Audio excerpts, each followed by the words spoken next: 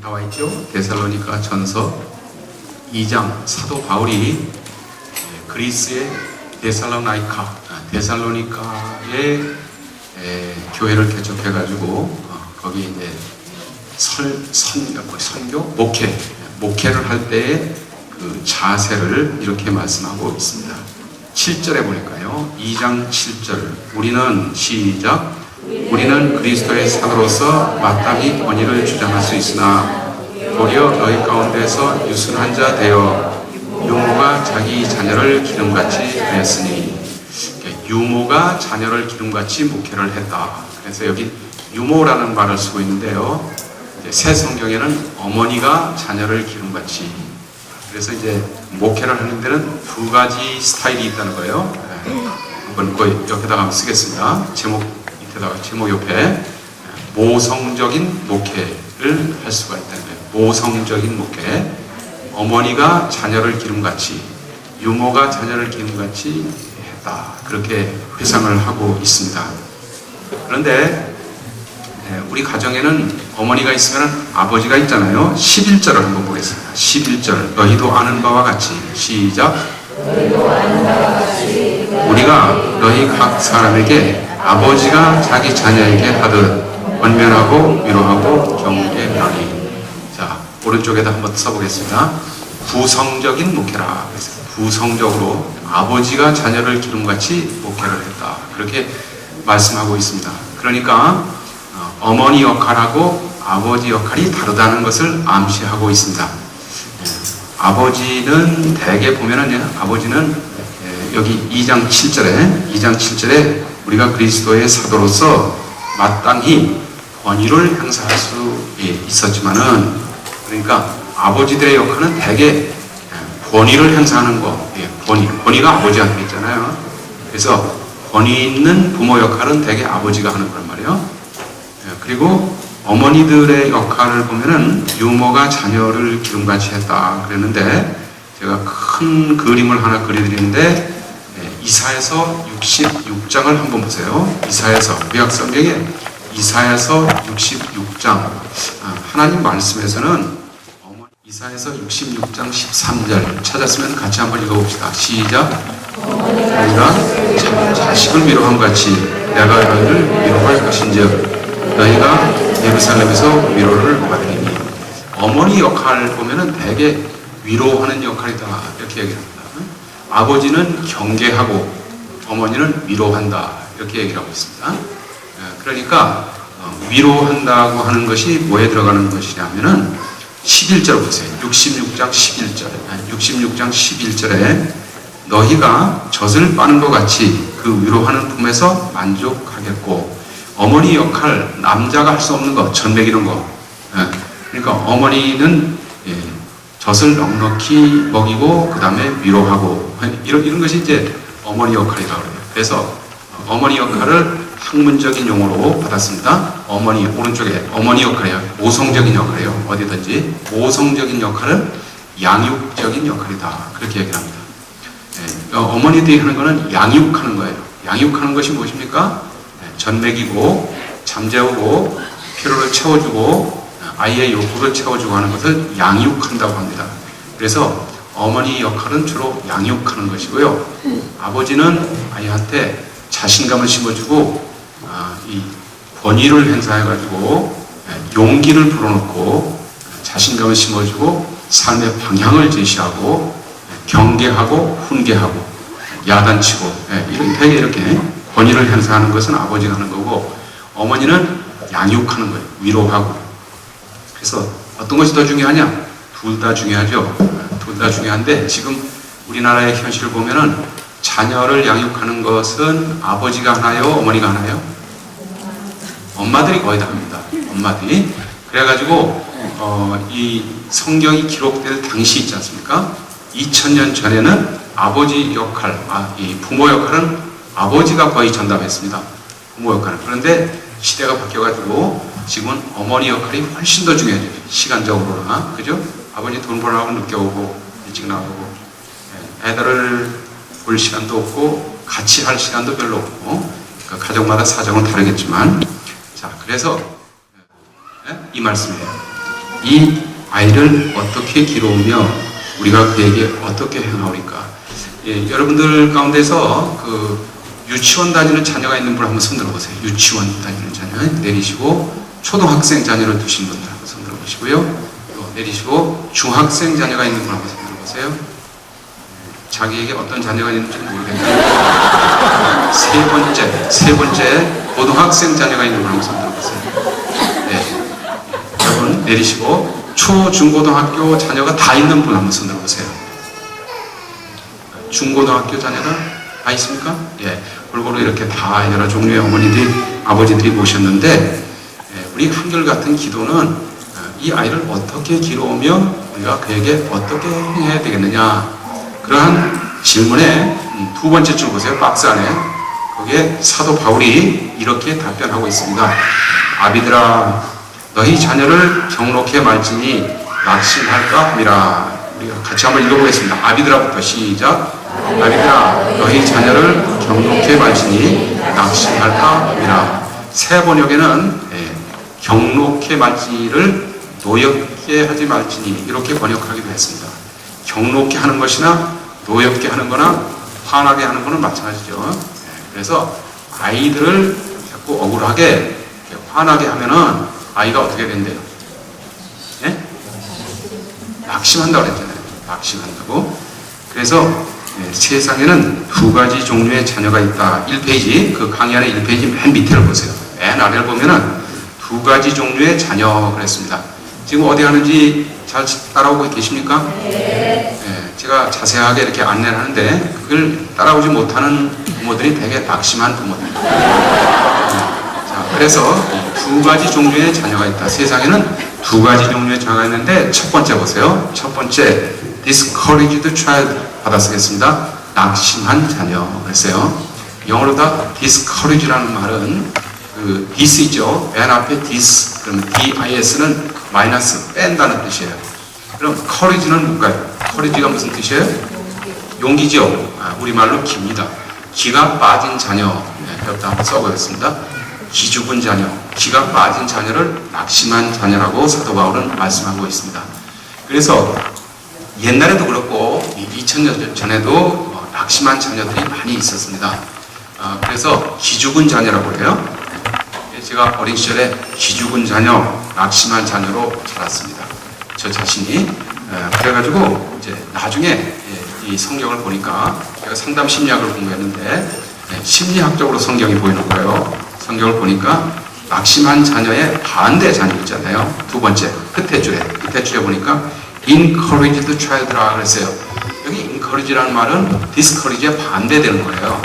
그래서 여기 in이라고 하는 것은 플러스, 이렇게 용기를 불어넣는, 기를 불어넣는 부모가 있는데 이것을 우리말로 뭐라고 하느냐 받아 쓰겠습니다.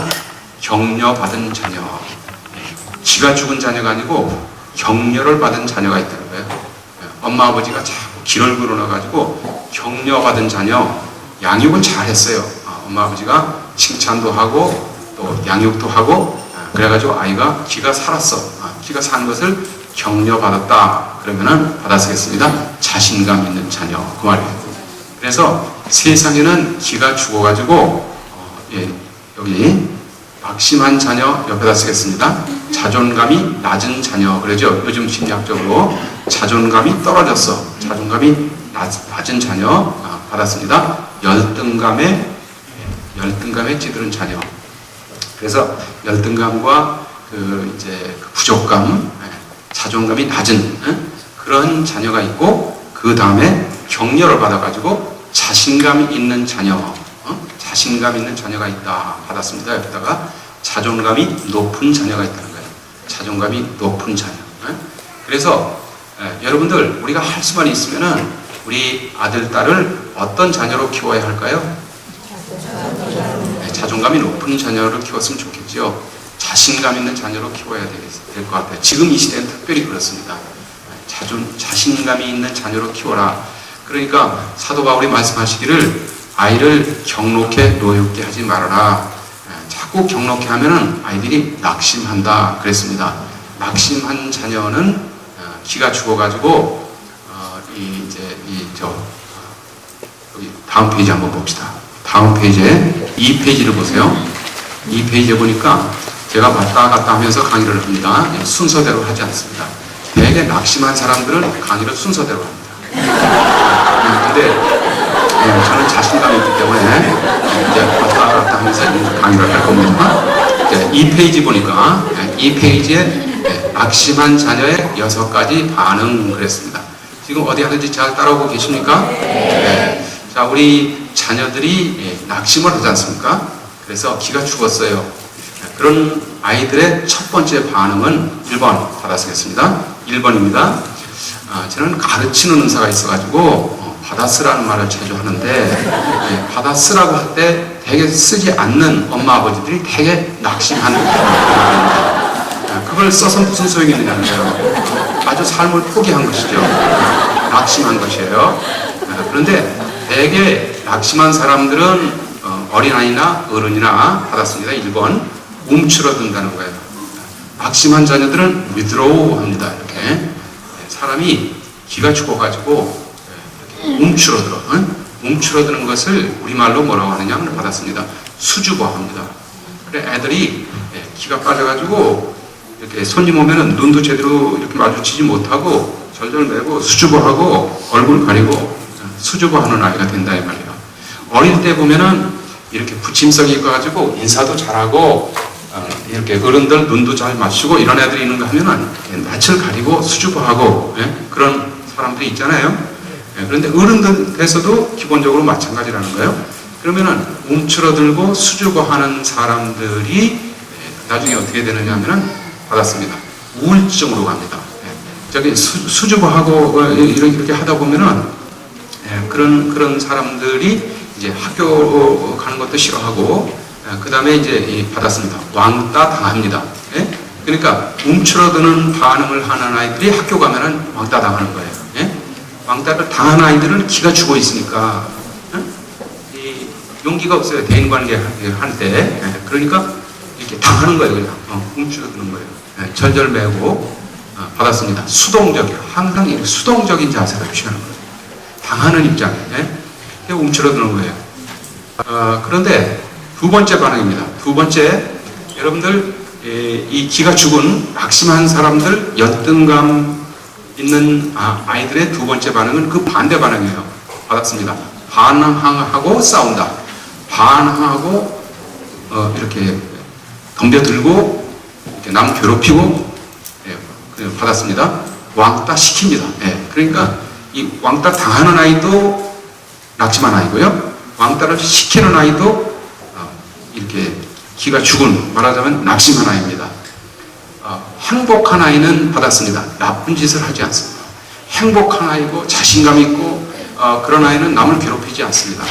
그런데 옛날 같으면 말이지 깡패 같고 막 그냥 공부도 안 하고 그런 애들이 왕따시키고 이러는데 요즘에는 학교 성적도 좋고 공부도 잘하는 아이들도 이렇게 남을 왕따시키는데 동참할 때가 있습니다.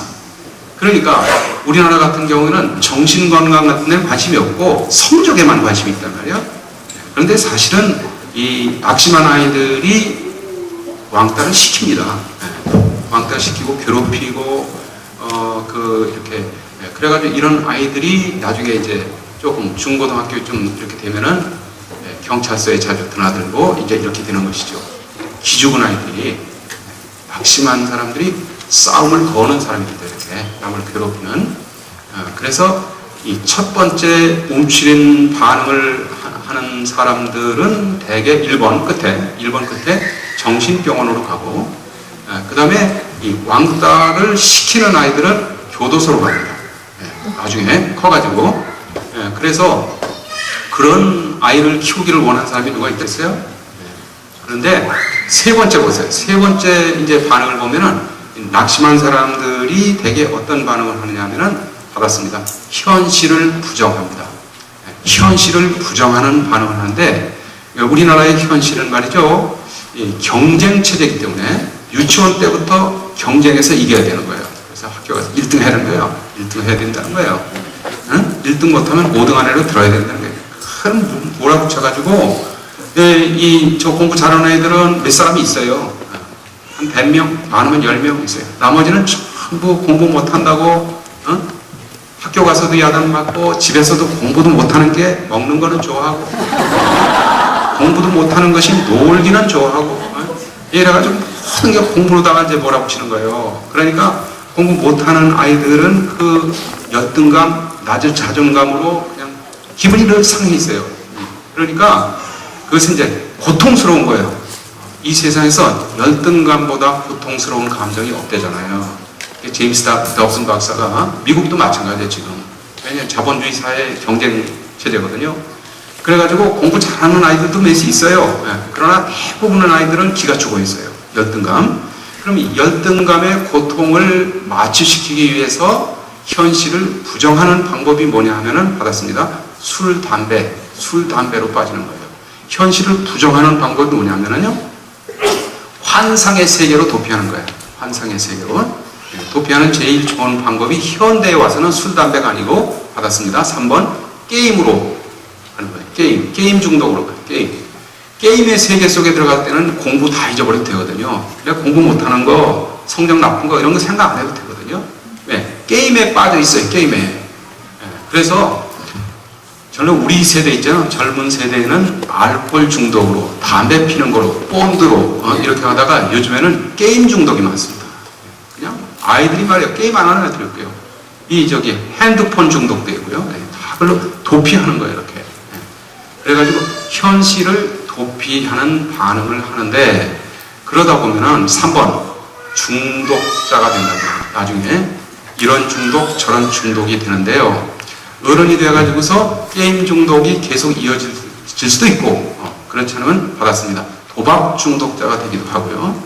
제일 많이 하는 게 뭐냐 우리나라가 알코올 중독이 많습니다. 그래서 어른들이 술을 안 마시는 사람이 거의 없을 정도로 어제 월간 중앙에 보니까요. 우리 인구의 반이 50%가 알코올 중독의 영향권 안에 있다. 그런 나라는 지구상에 대한민국밖에 없다는 거예요.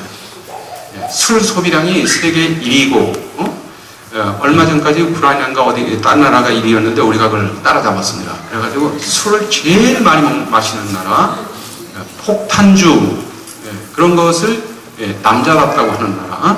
그래서 이 술에 대해서 관대한 나라가 되는데 그래가지고선 어릴 때부터 막 초등학교 5학년 때부터 맥주 마시고 막 이렇게 자꾸 내려가고 있습니다. 담배 피는 연도 자꾸 내려가고 있는데 그 이유가 뭐냐면은 공부 스트레스에 질려가지고 애들이 공부 못할 바에는 이제 현실을 도피하는 방법으로 여러 가지 중독적 행위를 찾게 된다는 것이죠. 네 번째로 낙심한 아이들의 반응이 어떤 거였냐면은 받았습니다. 또래 집단의 압력에 순응한다. 또래 집단의 압력에 순응한다. 이 마이크 기능이 상당히 좋은 것 같습니다. 저 뒤에도 잘 들립니까? 네. 제 목소리가 잘 전달이 되고 있습니까? 네. 이 마이크 아주 성능이 좋습니다. 대개 그 교회의 수준을 보면 마이크하고 비례합니다. 마이크 성능이 아주 좋습니다. 제가 극동방송 아나운서 출신이거든요. 그래서 이 음성 자체가 상당히 듣기가 유쾌하지 않습니까? 근데 발음이 정확하지 않아요? 그렇죠? 그것도 큰 축복이라고 생각이 되는데요.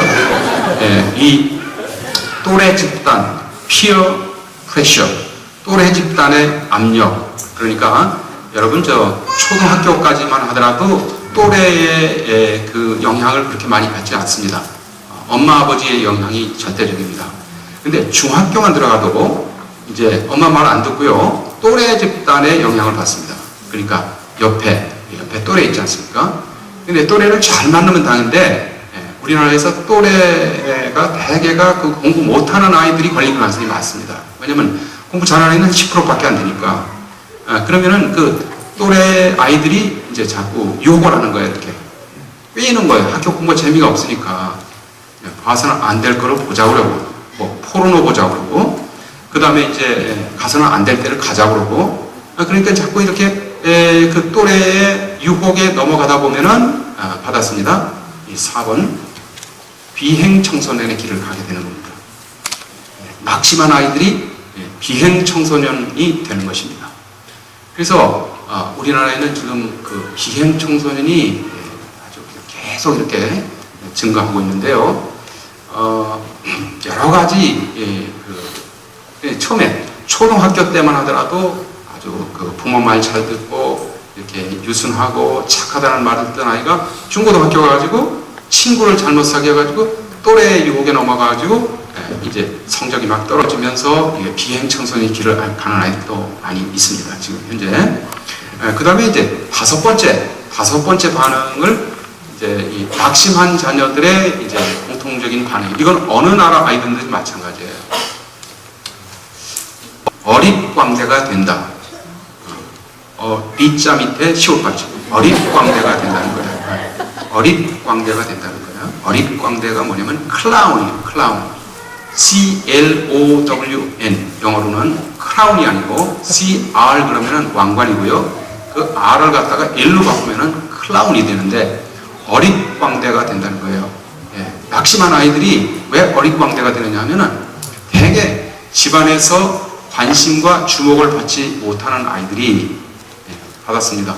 주목을 끌기 위해서 이상한 짓을 한다는 거예요. 사람들의 주목을 끌기 위해서 왜냐하면 나쁜 관심이라도 좀 받아야 되겠다는 거예요. 사람은 이 관심이 없이는 살 수가 없거든요. Attention seeking behavior를 하는 거예요. 그래서 주목을 끄는 행동을 하려고 하다 보니까 별난 행동을 하고 그리고 어떤 경우에는 웃기는 행동을 하고 그러다가 이제 개그맨이 되는 거예요. 잘 풀리면은 나중에 개그맨이 뭐 그런 아이들이 되게 학교에서 공부하고는 거리가 먼 애들이 이게 사람들의 선생님이나 친구들의 주목을 끄는 행동을 하다가 사람들이 자꾸 웃고 재밌어 하니까 그게 이제 발달이 되는 거죠. 그래가지고 심형래 같이 이렇게 되는 거예요. 그런데 그 친구도 낙심한 아이가 낙심. 그래가지고 결론이 이상하게 나고 있지 않습니까 지금? 여러분들 우리 자녀들 가운데에서 이 첫 번째부터 다섯 번째 반응을 다시 한번 검토해 봅시다. 첫 번째가 무슨 반응이죠? 움츠러든다고 그랬어요. 두 번째는 반항하고 싸우는, 남을 괴롭히는 반응을 하고요. 세 번째는 현실을 부정하는, 현실을 부인하고 환상의 세계에 빠지는 것이 바로 중독행위라고 그랬습니다. 네 번째는 어떤 행동을 한다고 했습니까? 그러다가 비행 청소년의 길을 가는 아이들도 있다고 말씀을 드렸습니다. 그리고서 이제 어릿광대가 된다 그랬는데 이 다섯 가지 반응을 받았습니다. 여기다가 병리적인 반응이라고 해요. 심리학에서는 병리적인, 그러니까 비정상적이고 애브노멀하고 그리고 바람직하지 않은 반응이라고 합니다. 그런데 우리나라에는 이렇게 자신감 있는 격려를 받은 그런 아이들보다는 이런 그 병리적인 행동을 하는 아이들이 훨씬 더 많습니다. 저도 그 첫 번째 반응을 하면서 오래 살았거든요. 그래서 저는 34살까지 이 움츠러드는 반응을 해가지고 우울증으로 고생을 참 많이 했습니다. 그러다가 그래서 상담 심리학자가 됐어요. 왜냐면은 남을 가르치는 사람 되고 싶다 한 게 아니고 나를 치료하려고 내 문제 해결하려고 하다가 진단이 됐어요. 그래서 그렇게 된 거구나. 내가 나면서부터 낙심한 아이가 아니구나. 우리 엄마 아버지 때문에 그렇게 된 거구나. 그것을 이제 나중에 알게 된 거예요. 왜냐면 우리 부모님이 부모 역할을 제대로 못한 거예요. 그래가지고서는 이제 객관적인 진단이 됐어요. 진단이. 그러면서 제가 이제 치료가 됐습니다. 예수님 안에서 격려받고 기가 살아가지고 지금은 상당히 많은 자신감을 확보하고 있습니다. 제가 기 죽은 사람처럼 보입니까? 기가 죽은 것은 이 머리카락만 기가 죽었어요. 그래가지고서 한 40대부터 머리가 쉬기 시작한 거예요. 낙심을 해가지고. 그런데 지금 그 마음은 겉사람은 후패하나 속사람은 말로 새롭다. 상당히 자신감 있는, 자존감이 높은 자신감 있는 사역을 하고 있습니다. 여러분, 자신감과 받았습니다. 교만은 다른 것입니다. 교만한 거하고 자신감은 다른 것입니다. 저는 이 자신감은 있지만은 교만하지는 않습니다. 저의 단점도 많고요. 못하는 거 내가 잘 알고요. 잘하는 거는 이런 거고 나는 수학은 못합니다. 그리고 운동도 못하고요. 노래도 할 줄 모르고요. 이렇게 열등한 것도 엄청 많습니다. 그런데 내가 이거는 할 수 있다. 그런 자신감도 있습니다. 자, 그래서 어떻게 그렇게 될 수 있느냐. 여러분 자녀들도 이렇게 키워야 되는데 자신감 있는 자녀로 키우자. 그래서 오늘 제가 이 짧은 시간 동안에 다 강의를 할 수 없어서 책을 2권을 가지고 왔습니다. 책을 강매하기 위해서 2권을 가져왔습니다. 그런데 돈이 있으면서도 안 사는 부모들이 되게 낙심합니다. 그래서 첫 번째 책은 자신감 있는 자녀로 키우자 하는 책입니다. 자신감 있는 자녀로 키우자. 제 생애에 가장 많은 영향을 미친 책입니다. 그래서 제가 번역을 했습니다. 제가 낙심한 가운데서 정말로 우울증 걸려가지고 아주 이렇게 기가 죽은 가운데서 살았습니다. 34년 동안. 그런데 그러다가 이제 하나님의 은혜 가운데에서 미국인 선교사를 만나게 됐어요. 제가 미국 대사 통역을 할 때. 제 직업이 영국 대사, 미국 대사 통역이었거든요. 그러다가 이제 대사 통역을 하고 연선 통역을 하고 쉬는 시간인데 미국 선교사가 제가 이제 영어를 잘한다 생각하니까 접근을 했어요. 선교사가 전도하기 위해서 접근을 했죠. 그래서 사실 저는 가정생활도 불행하고 집에 들어가고 싶지도 않고 마음은 이렇게 우울하고 불행하고 그 얘기를 했더니 교회를 나가보려고 그러더래요. 그런데 제일 가까운 교회를 나가보라고. 그래서 제가 서초동 살았거든요. 그 당시에 서초동에 그 당시 제일 가까운 교회가 사랑의 교회였습니다. 그래서 오카노 목사님이 교회 개척한 지 2년 됐을 때 사랑교회를 출석을 해가지고 교회를 갔는데 하필 그게 우연한 일이 아니죠. 하나님께서 나에게 딱 필요한 설교를 하신 거예요. 골로새서 3장 19절 말씀을 본문으로 해가지고 남편 된 자들아 아내를 사랑하고 괴롭게 하지 말라 말씀을 하셨어요. 아내를 사랑하고 괴롭게 하지 말라. 그 설교를 쭉 듣다 보니까 성령님께서 나를 책망하시는데 내가 지금 결혼한 지 8년 되는데 지금까지 네가 한 것이 아내를 괴롭히고 사랑하지 않은 것밖에 뭐가 있느냐. 그 말씀을 거꾸로 살았더라고요. 아내를 사랑하고 괴롭히지 말라고 했는데 나는 괴롭힘을 했어요. 왜냐하면 제가 낙심한 사람이니까. 낙심한 사람의 반응이 이렇게 괴롭히는 거거든요. 옆에 사람을 괴롭히는 거예요. 불행하게 만드는 거예요. 그래가지고 제가 이제 거기서 죄인인 것을 회개하고 거기서 예수님 만나서 새 사람 돼서 지금 30년째 아내를 사랑하는 남편이 됐습니다. 그래서 제가 그날 회개하기 전까지 저희 아내는 제가 자꾸 괴롭히니까 말끔하게 하고 그렇게 하니까 이제 소화가 안 되고 위장병 환자에다가 편도통에 고혈압에 우울증에 아주 만신창이가 됩니다. 제가 처음에 결혼했을 때는 저희 아내는 명랑하고 아주 밝은 여자였어요. 그런데 낙심한 열등감이 많은 정신적으로 건강하지 않은 남편을 만나가지고 같이 살다 보니까 그 영향을 받아가지고 그렇게 몸이 다 망가지고 있었어요. 그런데 제가 회개하고 새 사람이 돼서 사람이 겸손하고 온유해져가지고 그날 저녁에 아무도 시키지 않는데 제가 자발적으로 아내한테 무릎을 꿇고 빌었어요. 내가 뭘 해서 그랬어요? 몰라서 그랬어. 그러니까 용서해줘. 내가 앞으로는 하나님 말씀 배워가지고 당신을 사랑하는 남편이 될 거야. 그래가지고 제가 용서받고 지금 30년째 아내를 사랑하고 있습니다. 그러는데 제 아내가 5달이 못 가가지고 위장병, 고혈압 모든 병에 완치되어가지고요. 제가 사랑하니까.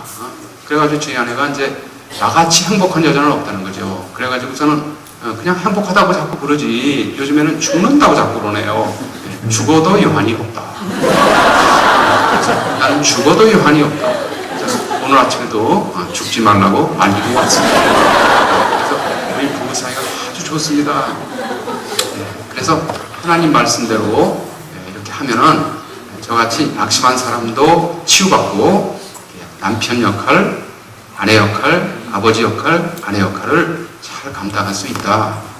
그래서 여러분 6번을 보겠습니다. 6번을 보니까 자 5가지 있죠. 처음부터 이 5가지는 병리적이고 바람직하지 않은 반응이라고 했어요. 우리가 피해야 할 것이고 6번째를 건강한 바람직한 반응이라고 그러는데요. 여러분 이 6번째를 여러분에게 가르쳐드리기 위해서 제가 안양에서 여기까지 택시를 타고 23,000원 택시를 값을 지불하고 왔습니다. 난 여러분이 고마워할 줄 아는데 별로 좋아하지 않아요. 여러분, 이 6번째 반응입니다. 6번째. 근데 우리 자녀들을 갖다가 받아쓰겠습니다. 어떻게 키워야 되느냐. 그러니까 이 열등감이 많은 사람의 가장 바람직한 반응이 6번 보상한다 그랬어요. 보상한다. 열등감을 보상한다 그러잖아요. 보상심리 그런 말 하지 않습니까? 여러분 compensation이라 해. compensation. 그래서 보상을 하는 거예요. 그래서 저는 열등감이 많은 사람이었는데 보상을 했어요. 그래서 이제 이것이 무엇을 의미하는지 그 책에 자세히 나옵니다. 자신감 있는 자녀로 키우자. 그 책의 저자가 제임스 dobson 박사거든요. 우리 크리스찬 심리학자 가운데서 미국의 문화 자체에 가장 많은 영향을 미치는 심리학자입니다. Focus on the Family 프로그램을 매일같이 30분씩 인도하는 교육학자이며 정신과 의사이며 심리학자인데요. 그 사람이 제가 사라이 교회에서 크리스찬이 되고 나가지고 하나님의 섭리 가운데 미국 선교사를 통해서 이 책을 이제 읽게 된 거예요. 이 책, Hide or Seek. 이 책을 번역한 것이 자신감 있는 자녀를 키우자. 이렇게 제가 번역을 했거든요. 근데 그 책을 읽으면서 내가 왜 이렇게 열등감이 많고 우울증이 걸려가지고 이렇게 낙심한 가운데에서 기가 죽어 있는가. 그거 진단이 딱 된 거예요. 그 책에서 자세히서 설명을 하니까. 진단을. 그러면서 나를 탓하는 것이 이제 중단이 됐어요. 내 문제가 아니구나. 그래서 이 부모 역할이 참 중요한 것이에요. 그래서 이 부모를 뭐라고 하니 보상한다는 말은 받았습니다. 설명을 하겠습니다. 한 가지를 잘함으로 한 가지를 타고나게 잘함으로써 열등감을 극복하는 것을 보상한다고 봅니다. 여러분 한 가지만 잘하면 돼요. 한 가지. 저 같은 경우는 이거를 모르고서 보상을 하고 있었더라고요. 그래서 저는 뭘 보상했느냐면 중학교 1학년 때부터 영어 한 가지만 매달렸어요. 영어만 열심히 했어요. 그래가지고 수학은 못하는데 영어만 잘하니까 보상이 돼버린 거예요.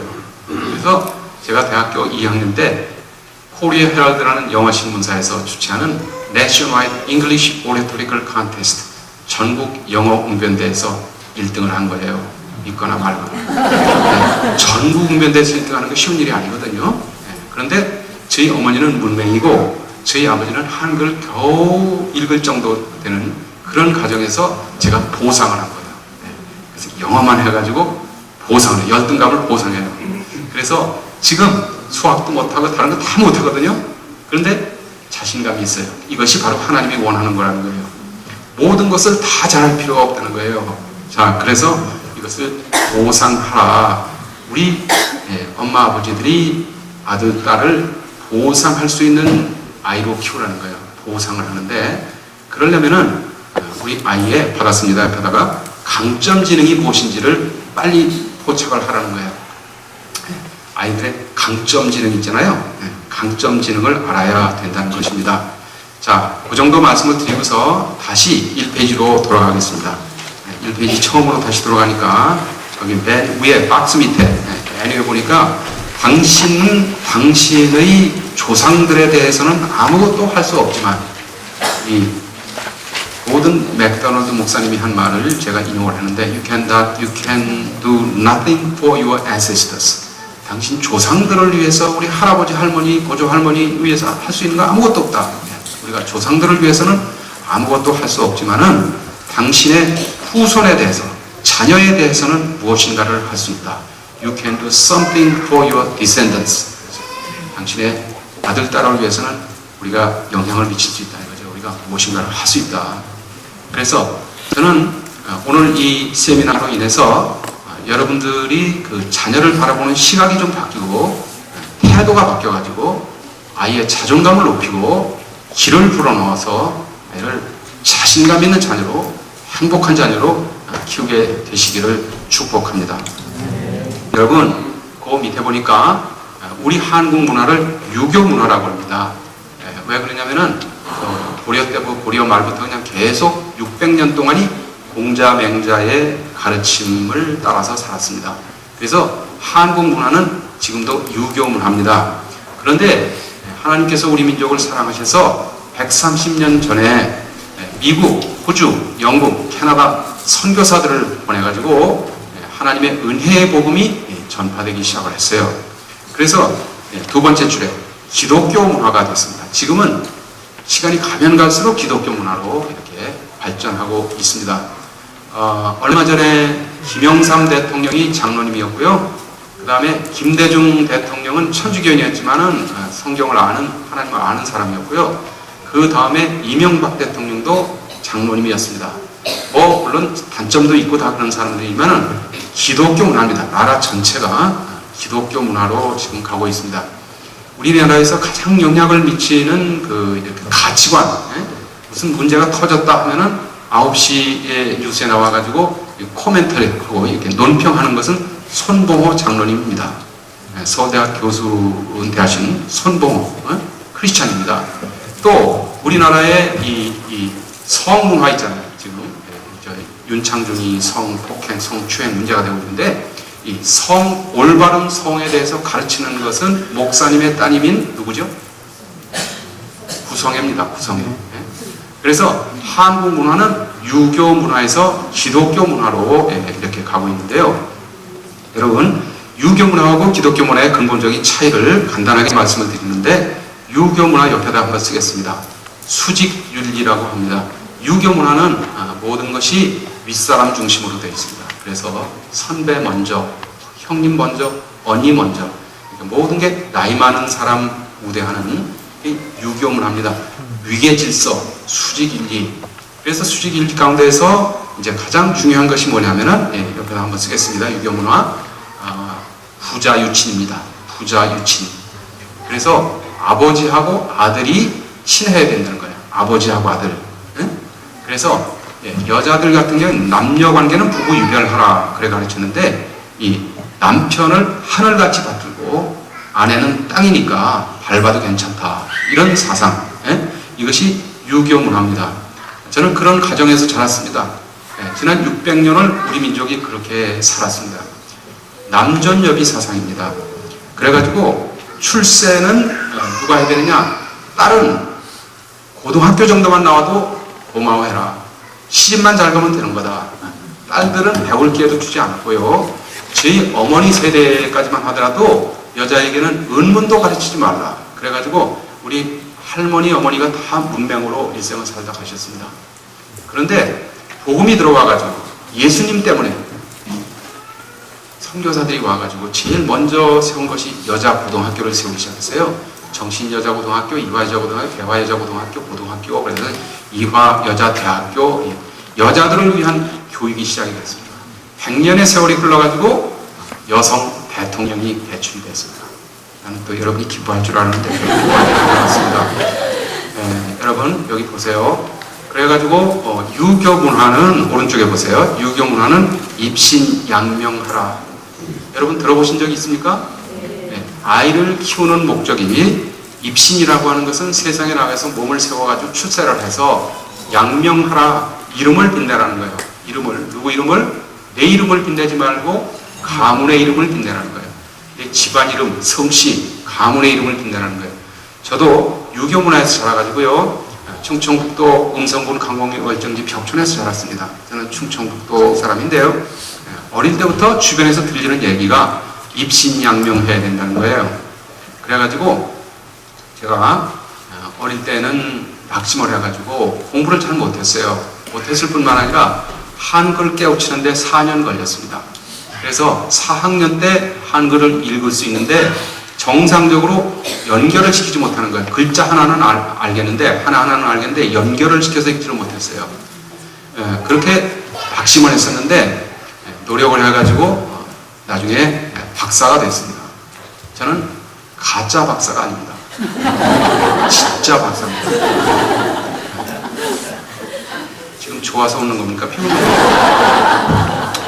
여러분들, 그래가지고 입신양명하라 그래가지고 나는 어릴 때부터 말이야 공부를 열심히 해가지고 주덕 중학교를 1등으로 졸업을 했습니다. 그래 봐야 시골에서 2반밖에 없는 데서 이제 했습니다.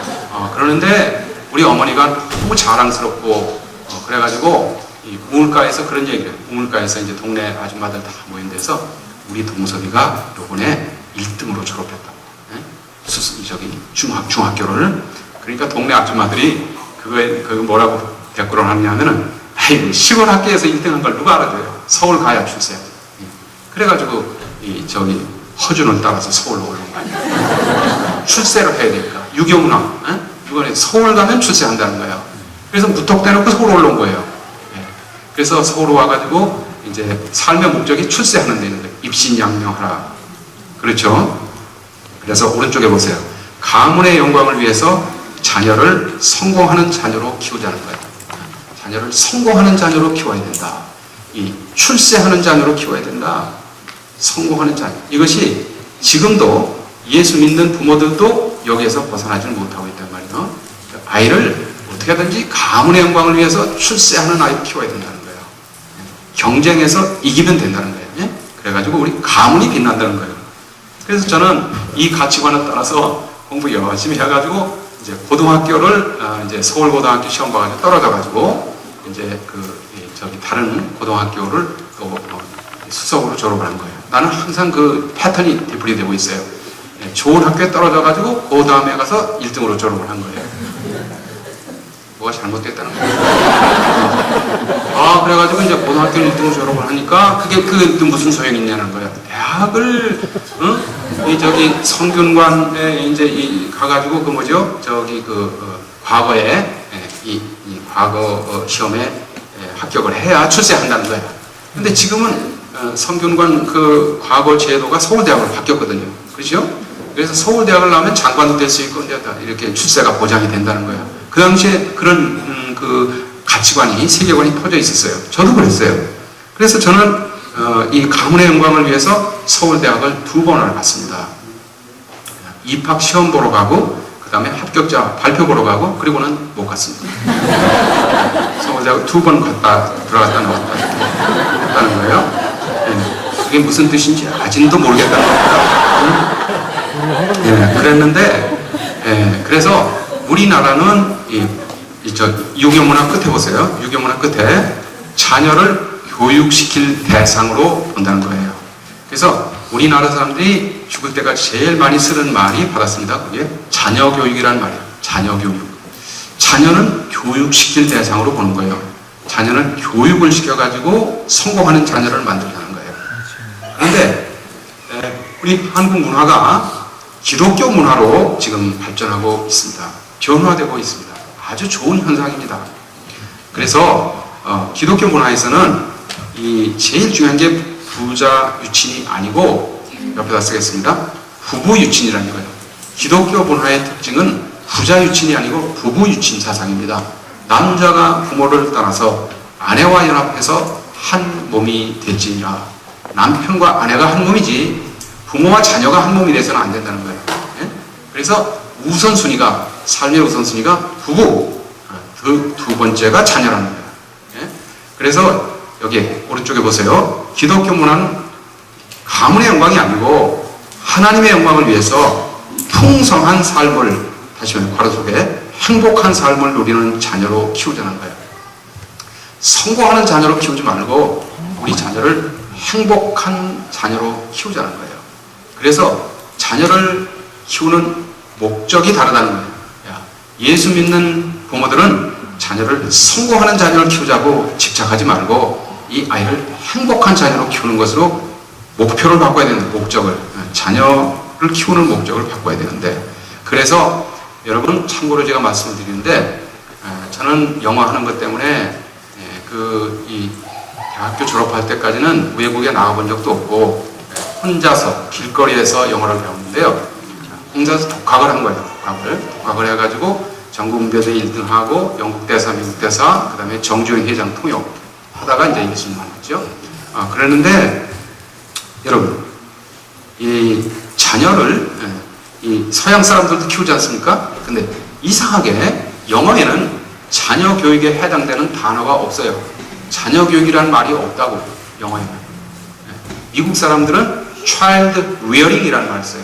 child nurture 받았습니다. 여기 오른쪽에 보세요. 자녀를 양육할 대상으로 본다는 거예요. 그래서 서양 사람들은 자녀 교육이라는 말을 쓰지 않고 받았습니다. 자녀 양육이라고 합니다. 자녀 양육. 예, 다 같이 자녀 양육. 자, 오늘부터 우리 자녀를 양육할 대상으로 봐야 된다는 거예요. 교육시킬 대상이 아니고, 그래가지고 수능 점수만 높으면 된다는 거예요, 한국에서는. 그래서 양육을 하지 않고 교육을 시키는 거예요. 받았습니다. IQ 중심 교육이야, 한국은. 몇 년 전까지만 하더라도. 그래가지고 공부만 잘해서 서울대학만 가면 된다는 거예요. 그런데 우리 자녀를 그렇게 키우지 말고 양육해야 된다는 거예요. 여러분, 양육이라는 말이 무엇을 의미하는지 성경 말씀 한번 보겠습니다. 에베소서 5장 29절에 한번 읽어봅시다. 시작.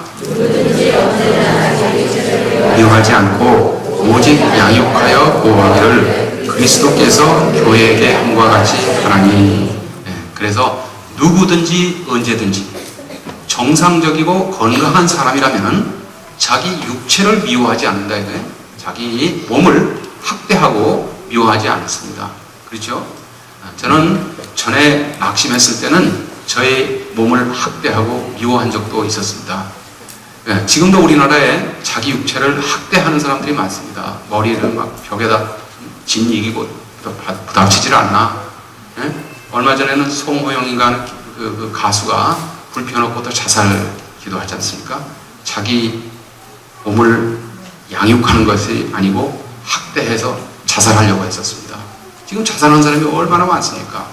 자기 몸을 미워하는 방법 가운데 하나는 정도 이상으로 많이 먹어가지고 비만이 되는 것도 자기를 미워하는 방법이고요. 또 몸에 해롭다는 것을 알고서 술을 그냥 밤새도록 마시는 것도 자기를 미워하는 방법입니다. 자기를 학대하는. 그런데 누구든지 언제든지 건강한 사람이라면 자기 육체를 미워하지 않고 뭐 한대요? 29절에 오직 양육해서 보호한다 그랬어요. 양육한다. 자기 육체를 양육한다 그랬어요. 양육하는 것이 뭔가 받아쓰겠습니다. 양육을 설명합니다. 양육은 필요와 욕구를 채워준다는 뜻입니다. 필요와 욕구를 채워주는 거예요. 그러니까 아이가 세상에 태어나면은 엄마가 양육을 시작합니다. 그렇죠? 아버지는 한 3살 때부터 양육이 시작되지 대개 엄마가 아기를 양육합니다. 우리 어머니가 저를 양육을 잘했습니다. 세월이 갈수록 감사합니다. 처음에 태어나자마자 가장 중요한 필요가 무엇이냐 하면요, 수면 욕구입니다. 잠을 자는 게 가장 중요합니다. 어린아이에게. 그래가지고 하루에 15시간씩 잡니다. 처음에 태어나가지고 아이가 제일 많이 하는 건 젖 먹는 게 아니고 잠자는 겁니다. 그래서 잠을 많이 잡니다. 왜냐하면 그게 생리적인 욕구 중에서 가장 중요한 욕구니까. 그래서 수면욕을 채웠습니다. 그게 양육하는 거죠. 두 번째로 중요한 욕구가 식욕입니다. 그래서 젖을 넉넉히 빨렸습니다. 젖 먹는 거, 젖을 먹이는 게 양육하는 겁니다. 젖 먹이는 거, 그게 필요잖아요. 먹고 싶은 욕구, 마시고 싶은 욕구, 그거를 채웠습니다. 그 다음에 이제 참고로 말씀드리는데 생리적인 욕구 가운데에서 이게 동물하고는 다르지만 우리에게 아주 기본적인 욕구가 있는데 엄마 아버지는 이제 계시니까 내가 말씀을 드리는데 받았습니다. 성적인 욕구입니다. 성욕이잖아요. 성욕을 하나님이 주신 욕구입니다. 그러니까 그 욕구를 채워주는 것도 양육하는 겁니다. 그러니까 결혼해가지고 아내가 남편의 성적인 욕구에 반응하는 것도 양육적인 것입니다. 자, 그런데 이 양육한다고 할 때에는 그 하나님께서 우리에게 주신 기본적인 need 있잖아요. 받았습니다. N-E-E-D. need라고 하잖아요. need. 필요. 이거를 심리학에서 욕구라고 합니다. 아니면은 desire. 소원. 욕망. 욕구. 욕구 이거 하나님이 주신 거잖아요. 그러니까 우리가 밥을 먹고 나가지고 하나님 앞에서 말이야. 밥을 너무 많이 먹어서 죄송합니다. 다시는 먹지 않겠습니다. 그렇게 회개하는 사람은 없습니다. 왜 그러냐면은 정당한 욕구니까. 욕구를 채우는 것은 죄가 아닙니다. 그런 것처럼 우리 자녀들에게도 욕구가 있다는 거예요. 모든 자녀에게 기본적인 욕구가 있는데 그 욕구를 채워주는 것이 바로 사랑이라는 거예요. 예? 그래서 여러분 다음 페이지, 이 페이지를 한번 봅시다. 제가 왔다 갔다 한다고 했죠. 이 페이지를 먼저 보겠습니다.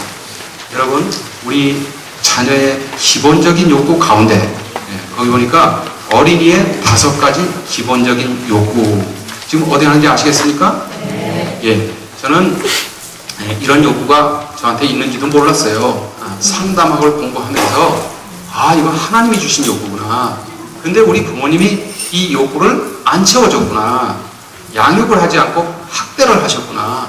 그래서 내가 낙심을 하고 그래가지고 내가 그렇게 기운이 없고. 제가 어릴 때 제일 많이 들었던 말이 뭐냐면은 사내 자식이 숫기가 없단 말이에요. 응? 자기들이 기를 다 빼놓고서 그러더라고. 사내 자식이 숫기가 없다고 그러더라고. 응?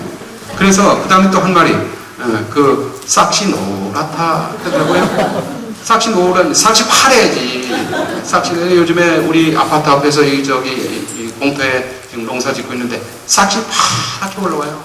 씨를 심으면 싹시 파란. 이거 싹시 노랗다는 거예요. 그 왜, 나면서부터 내가 싹시 노랬습니까? 자기들이 그때 화를 내고 말이야.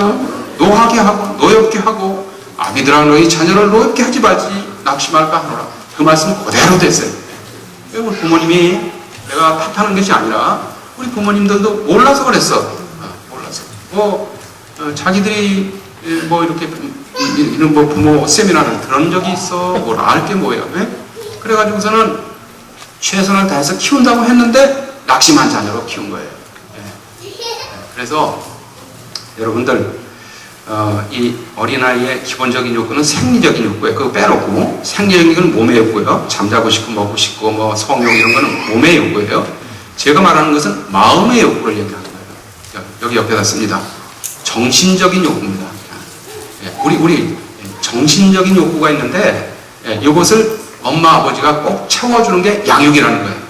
그래서 첫 번째 욕구입니다. belonging 그랬습니다. 소속감에 대한 욕구가 있다는 거예요. 어린아이는 태어나자마자 소속감의 욕구가 있어. 그래가지고 너는 내 딸이다. 내 사랑하는 아들이다. 이게 이 소속감을 심어주는 거거든요. 너는 내 아들이다. 이거를 소속감을 심어주는데 소속감을 심어주는 제일 좋은 방법은 이름을 불러주는 거예요. 이름을 자주 불러주는 거예요. 그죠? 우리 아들, 또순이, 이름을 자꾸 불러주는 거예요. 그렇죠? 명훈이, 저는 아들이 둘이 있는데, 지훈이, 명훈이, 이렇게 이름을 자꾸 불러주는 거죠. 아니면, 소속감을 심어주는 좋은 방법 하나는 좋은 별명을 붙여주는 거예요. 별명을 해도 기분 좋은 별명이지. 돼지 새끼야. 이런 거 말고. 인문명이야. 이런 거 말고. 그렇게 이름을 붙이면 안 좋아요. 기분 좋은 별명으로 애를 자꾸 불러주는 것도 소속감을 심어주는 방법이에요. 자, 소속감을 심어주는 제일 좋은 방법이 있는데 그것은 받았습니다. 안아주는 거예요. 안아주잖아요. 엄마 아버지가 애를 이렇게 안아주지 않습니까? 그러면은 너는 내 아들이다. 내 딸이다. 이 소속감이 확인이 되는 것이죠. 그래서 이 소속감이 얼마나 중요한지 성경을 한번 보겠습니다. 마가복음 10장 13절이에요. 마가복음 10장 13절. 여러분들 이런 그 강의는 일생에 한 번 들을까 말까 하는 그런 강의거든요. 안 그렇다는 겁니까? 마가복음 10장 13절이에요. 마가복음 사람들이 예수께서 만져주심을 바라고 어린아이를 데리고 오매 제자들이 후지건을. 그러니까 사람에게 가장 기본적인 욕구가 1번 옆에다 씁니다. 만져주심에 대한 욕구가 있다는 거예요. 만져주심, 터치에 대한 욕구가 있어요. 터치. 터치 욕구가 얼마나 강한 것인지. 그런데 우리 엄마는 이걸 배우지도 않고 본능적으로 어머니들에게 이걸 주신 거야. 그래가지고 어릴 때부터 이렇게 안고서 전먹이지요, 머리 쓰다듬어 주시지요, 또 목욕시켜 주지요. 이게 전부 만져주는 거예요. 만져주는 거예요. 터치를 많이 했어요. 난 지금 제일 우리 어머니 이제 돌아가신 지 10년이 넘는데 엄마한테 내가 감사한 것이 어릴 때 많이 안아주시고 만져주셨어요. 그래서 나는 소속감이 분명해요. 어머니와 관계에서는. 그런데 이건 아버지들도 마찬가지예요. 아버지들이 애를 안아주는 거예요. 딸도 안아주고 아들도 안아주고. 그래서 제가 잊을 것 같아서 미리 말씀을 드리는데 제일 좋은 방법, 소속감을 심어주는 제일 좋은 방법은 받아 쓰겠습니다. 샌드위치 허그를 하는 거예요. 샌드위치 허그를 하는 거예요. 여러분 저거를 제가 쓸 수 있도록 좀 배려해 주시면 좋겠는데요. 이 흑판 있지 않습니까? 흑판을 요 가운데다가 좀 이렇게 놔주시겠습니까? 어린 아이의 가장 기본적인 욕구예요. 그래가지고